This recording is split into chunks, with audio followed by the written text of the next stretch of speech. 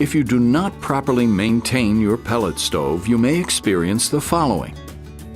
Lower efficiency. If the stove is not cleaned, it will burn dirty, accumulating carbon and/or fly ash, which will not allow the stove to achieve your desired heat output. Chimney fire.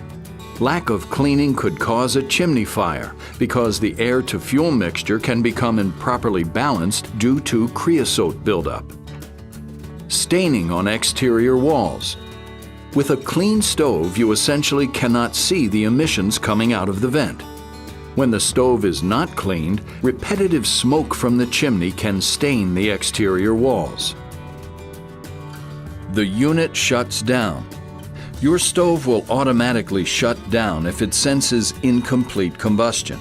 You can easily tell this if the status light on the control is repeatedly blinking 6 blinks. Not maintaining a set temperature. If your stove does not maintain your set temperature, it most likely needs to be cleaned. Lazy yellow flame.